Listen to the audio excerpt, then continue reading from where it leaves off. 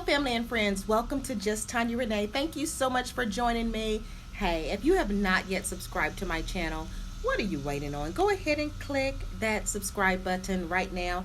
I upload videos every Sunday. Today's topic, warning, warning, you may be dating a narcissist.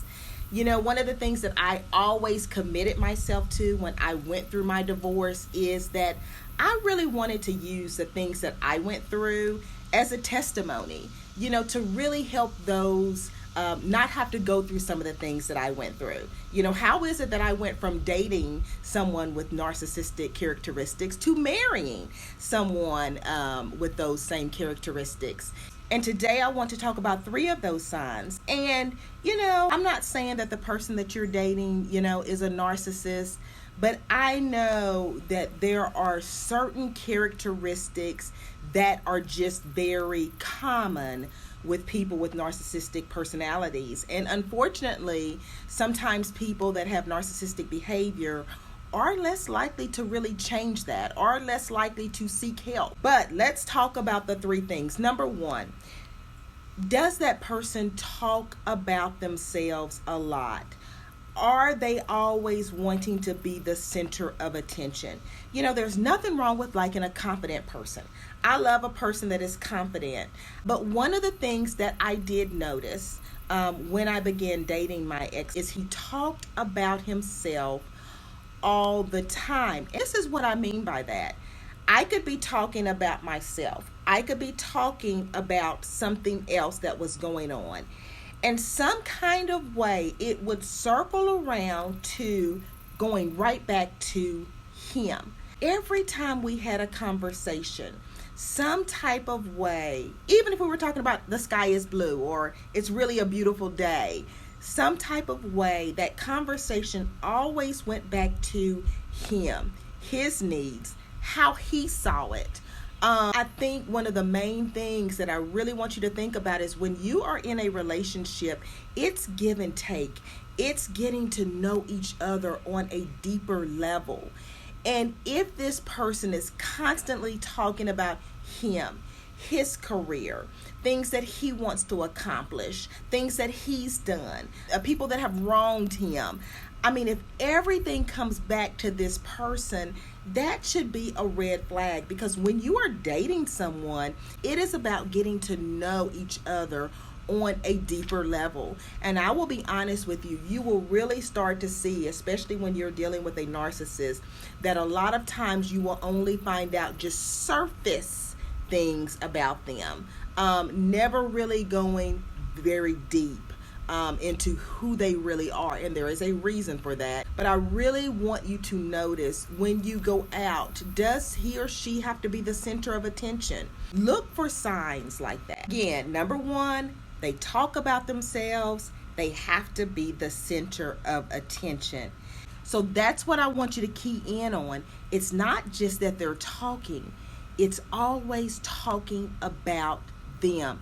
Really pay close attention to when you are having conversations. I really want you to pay attention to this, because this is something that I miss. Whenever you're having a conversation with this person, whenever you're out somewhere and you're hearing this person having conversations, does it always tend to go back to talking about them? What their thoughts are, what they experienced, how they were the victim, how they succeeded, how they did this or that. Moving on to number 2. This is something that was a red flag to me. A narcissist usually does not have any friends, and they lack relationship with their family. So this is something I want you to really think about when you're dating this person. See, there's nothing wrong, especially I think when I think about men. Men don't have a lot of friends. You know, a lot of times women, we have our girlfriends. You know, that's just women. We bond. Sometimes we do have a lot of friends. That's us. But you do really have to look at family. How is their relationship with their family? And then too, do they have any long-term friends? Because they have an issue with forming intimate relationships, usually they don't have long-term friends. They just have associates, really key in on that. There is a difference. There is such a difference in associates and colleagues versus friends. But do they have that intimate relationship with family? If they don't have many siblings, how is that relationship with their mom, with their dad? And I understand that people have strained relationships with family. Well, that's when you see that they might have friends that they consider their family. But if they don't have close, intimate friends or family, warning, warning, warning. Why is that? That is a warning. This is going to be the person that you're going to spend your life with, or this is someone that you're going to invest in. So if they aren't able to form those friendships, if they're not able to form those intimate relationships with family, you really need to question that. That's all I'm saying. And that is number 2. And number 3, which I know a lot of us have heard number 3. I mean, Lord knows we have today. People have been talking about lack of empathy. That is another characteristic. I think the thing that we really have to think about is, how does that look?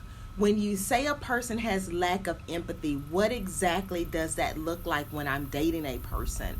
It's definitely important for us to be able to empathize and put ourselves in another person's shoes. A narcissist cannot do that because it is really, truly all about them. They've really put themselves up on a pedestal to think that they are superior to so many others. You can be an alpha male and you can be confident and you can also empathize with others. In fact, that's what makes a strong man anyway. You can be an alpha male, you can be confident, and you can also empathize with what other people are going through. That just shows that you're a good human being.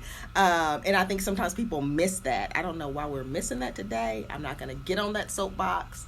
But if you are dating someone that's not able to see things from other people's perspectives, so when you're going through things and you're telling this person, say you're going through something with your job, say you're dealing with things, where you feel like your boss is coming down on you, or your manager or director, how is that person responding to you? Are they responding, oh gosh, I hate you're going through that, what happened? Or are they saying, well, what could you do differently? What did you do to kind of tick that person off? When you truly empathize, you change your actions.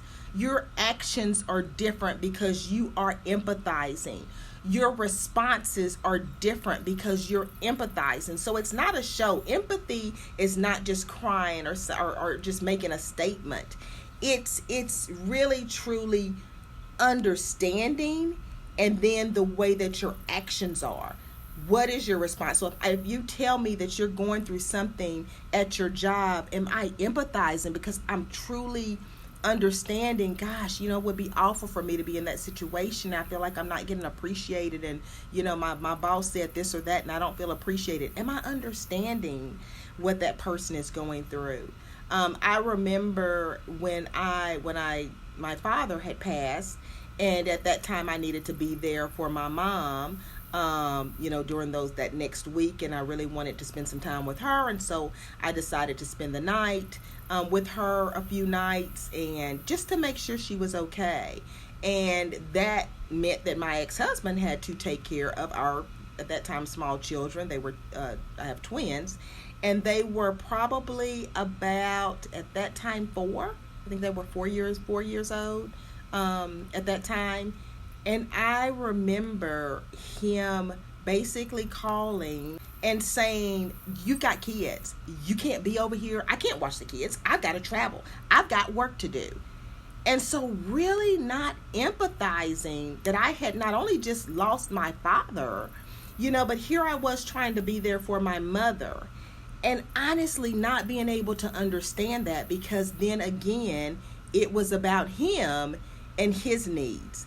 And so I'm saying all of this because I want you to look at those small things while you're dating someone like that, so you won't make the mistake of marrying someone like that and having to deal with so much more. Don't miss out on these red flags. Okay? You cannot allow love to have you completely ignore these signs. And I think sometimes as women, we think we can change this person, we can make this person better. I wanted to give my ex this happy, home. I wanted to give him that family. I wanted to give him that love. But marriage, guys, is for life. It is. It's supposed to be for life. And you have to look at these signs while you're dating. So, I've talked about 3 things today in this title. Warning, warning, you may be dating a narcissist. Think about these things. Watch for these things while you're dating. Don't make the mistake of ignoring these red flags and moving to a deeper relationship, engagement, marriage. You gotta focus on this. That's all I have for today on my part 1 of warning, warning, you may be dating a narcissist. Don't do it, girlfriends. I will see you next Sunday. If you have not subscribed, you know what to do. Click that subscribe button right now. I'll see you next Sunday.